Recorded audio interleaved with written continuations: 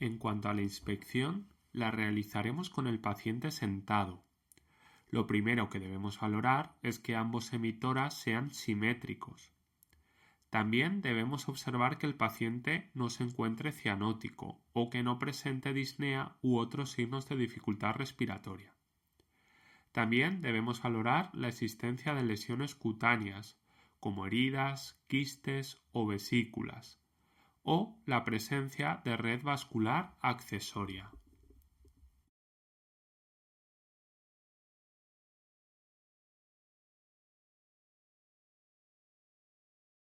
Durante la exploración siempre debemos de tomar la frecuencia cardíaca. Para ello tomaremos el pulso radial y valoraremos que éste sea rítmico, y seguidamente tomaremos la frecuencia cardíaca. Una frecuencia normal está entre 60 y 90 latidos por minuto. Hablaremos de bradicardia cuando esté por debajo de 60 y de taquicardia por encima de 100.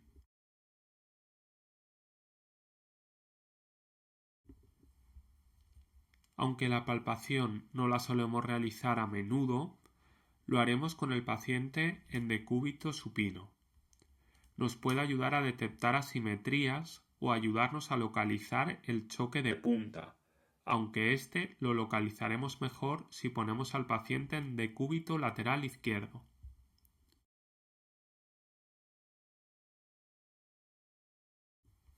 Durante la inspección tenemos que buscar si el paciente presenta signos o síntomas de insuficiencia cardíaca. Para valorar la ingurgitación yugular debemos colocar al paciente en decúbito supino, con el tronco elevado unos 30-45 grados y realizar una presión en hipocondrio derecho. Debemos observar las venas yugulares que no ingurgiten más de 1 o 2 centímetros por encima de la escotadura esternal. Finalmente, también debemos valorar la presencia de edemas con fobia en las extremidades inferiores del paciente.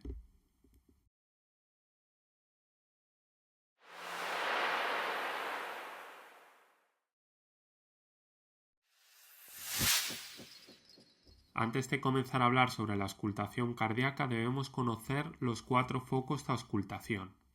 En primer lugar, el foco aórtico, que se localiza en el segundo espacio intercostal paraesternal derecho. También el foco pulmonar, que se encuentra en el segundo espacio intercostal pero en el lado izquierdo. Y 2 espacios intercostales por debajo encontraremos el tricuspidio. Acabaremos con el foco mitral en el quinto espacio intercostal en línea medioclavicular izquierda.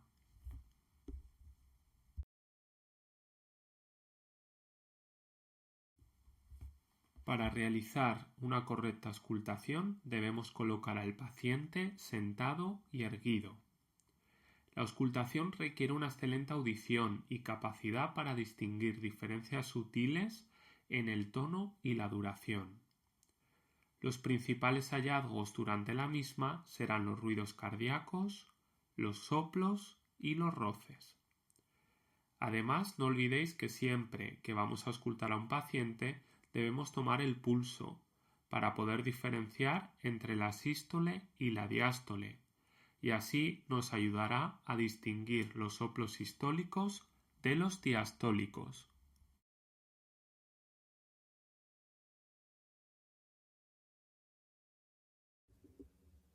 Durante la auscultación cardíaca, lo primero que tenemos que escuchar es el primer y segundo ruido, que son ruidos normales y de alta frecuencia que debemos auscultarlos siempre.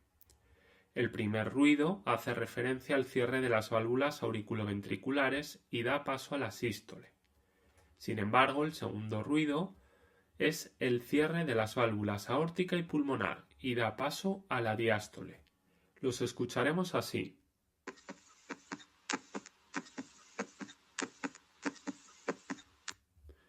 En ocasiones puede ocurrir que haya un desdoblamiento amplio y fijo del segundo ruido en relación con la existencia de una comunicación interauricular tipo ostium secundum.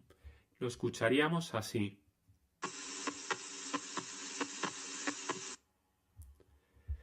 También tenemos que detectar durante la auscultación la presencia de ruidos anormales, como el caso del tercer o cuarto ruido. El tercer ruido aparece en la fase de llenado rápido ventricular de la diástole. Generalmente es fisiológico en niños y jóvenes, pero en adultos denota habitualmente una insuficiencia cardíaca diastólica o miocardiopatía dilatada. Lo escucharíamos así.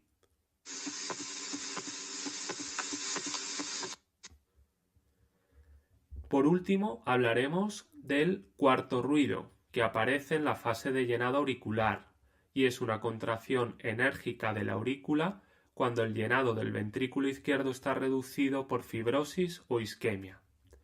El cuarto ruido siempre es patológico. Lo escucharíamos así.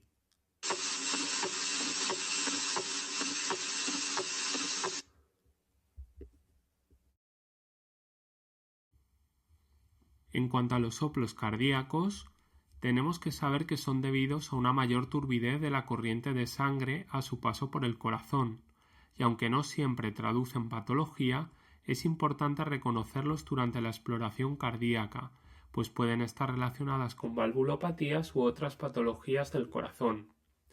Tenemos que valorar su intensidad, la morfología del soplo y la localización. En cuanto a la intensidad, hay 6 grados diferentes. El grado 1, que es difícil de auscultar, el grado 2, que tiene una auscultación débil, el grado 3, que son fáciles de oír con el fonendoscopio, el grado 4, que es un soplo fuerte y con frémito, el grado 5 es un soplo muy fuerte y con frémito, y en el grado 6 donde lo podemos oír sin necesidad de colocar el fonendoscopio. También tenemos que saber cómo es la morfología del soplo.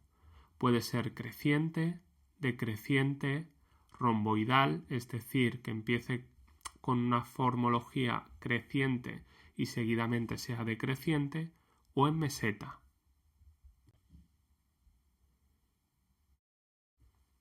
Para finalizar, debemos saber la localización de los soplos cardíacos. Así pues, hablaremos de soplos sistólicos cuando los oiremos entre el primer y el segundo ruido. Pueden producirse al comienzo, en la zona media, tardía o en toda la sístole. Así hablaremos de soplo protosistólico, mesosistólico, telesistólico u holosistólico. Pueden no relacionarse con patología, lo que denominamos soplos inocentes. Por otro lado, tenemos los soplos diastólicos, que se auscultan entre el segundo ruido y el primer ruido, que también pueden producirse al principio, en el medio o al final de la diástole, teniendo así el soplo protodiastólico, mesodiastólico o telediastólico. A diferencia de los soplos sistólicos, siempre que aparecen traducen la presencia de cardiopatía estructural. Por último, hablaremos de los soplos continuos, que ocupan tanto la sístole como la diástole. Por ejemplo, se dan en el caso de una rotura del aneurisma del seno de Valsalva o en una fístula arteriovenosa, o también en un conducto arterioso persistente.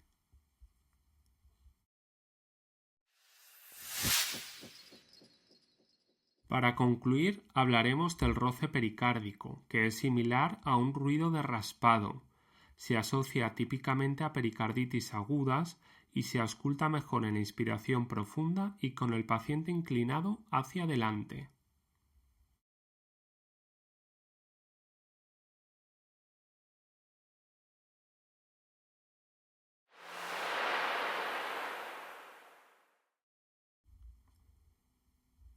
Debemos valorar que el tórax sea simétrico en ambos lados y que su expansión también sea simétrica. Por lo general, la forma del tórax en el hombre suele ser cónica, con el vértice dirigido hacia el abdomen, mientras que en mujeres adquiere una morfología más cilíndrica.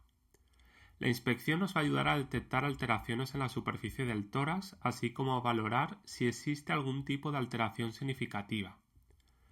También podemos detectar diferentes tipos de tórax, como el pectus excavatum, el tórax en barril o en quilla, o también a pacientes con importante cifosis dorsal que puedan comprometer su capacidad respiratoria. En la inspección también valoraremos características de la piel, su color, la existencia de cicatrices, vesículas, efélides o quistes, o si presenta red venosa colateral.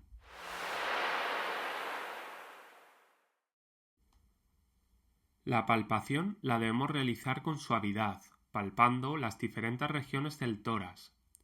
Podremos valorar la existencia de un enfisema subcutáneo o detectar fracturas costales o claviculares.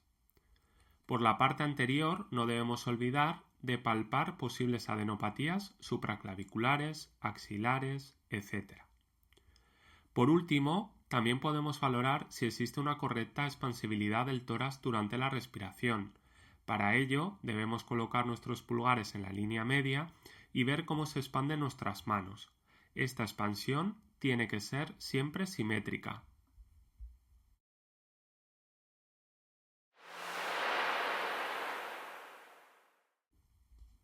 Para realizar una correcta percusión, lo primero que debemos hacer es localizar un espacio intercostal y colocar un dedo de la mano izquierda en este espacio. Seguidamente percutiremos con otro dedo de la mano derecha.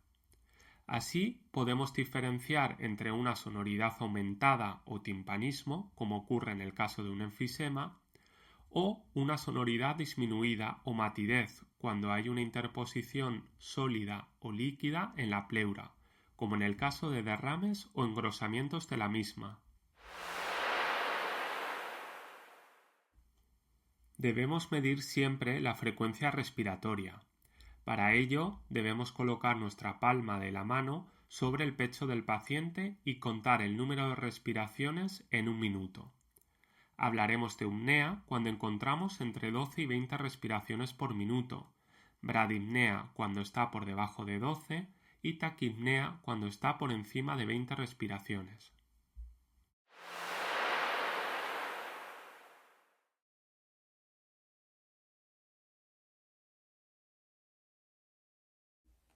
Para una correcta auscultación debemos tener al paciente en una habitación tranquila, con pocos ruidos. Lo colocaremos sentado y le pediremos que eche los brazos un poco hacia adelante para poder auscultar perfectamente el tórax.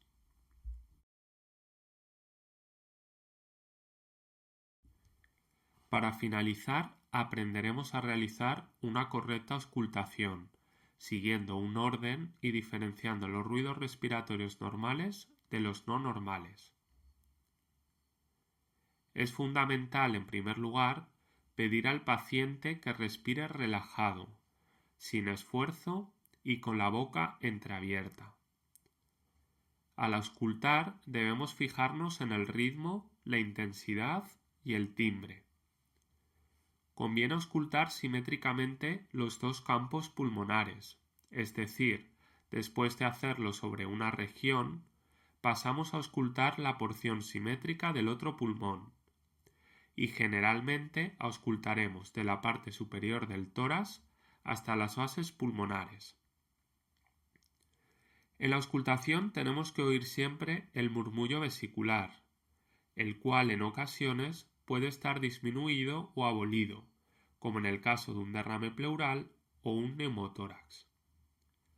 Además, debemos distinguir el murmullo vesicular de los ruidos respiratorios anormales, como el soplo tubárico, típico de una neumonía, el soplo cavitario, que ocurre cuando hay una cavidad rodeada de tejido pulmonar condensado, o el anfórico, en el que oiremos una resonancia metálica y que suele escucharse en los neumotórax a tensión. Por último, nunca debemos de olvidar de auscultar la parte anterior del tórax. Primero la zona derecha y seguidamente pasaremos a auscultar la zona izquierda, evitando en lo posible los focos cardíacos para conseguir una mejor auscultación pulmonar.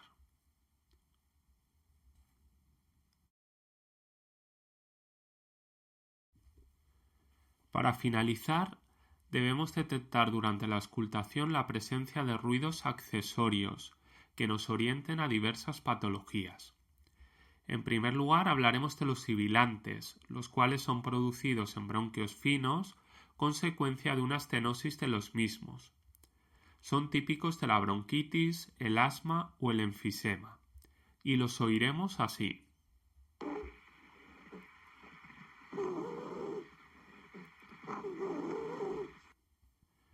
También debemos conocer los roncus.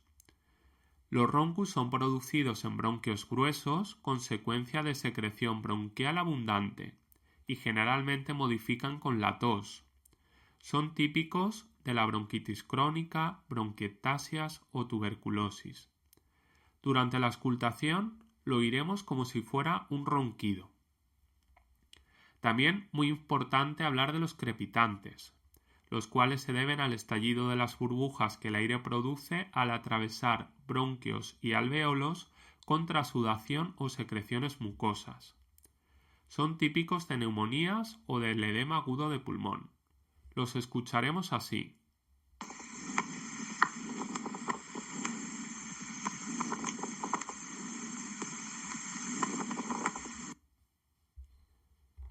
También hablaremos del roce pleural, que se debe al roce de las pleuras cuando éstas están inflamadas. Generalmente no se modifica con la tos.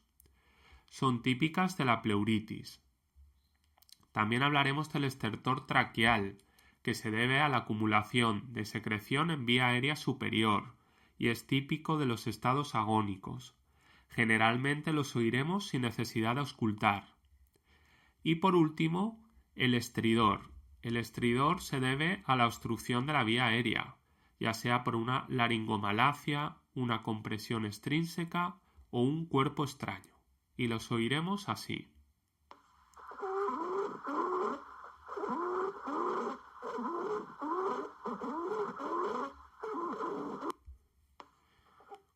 Así que con todo esto concluimos la exploración pulmonar. Espero que os haya servido. Un saludo.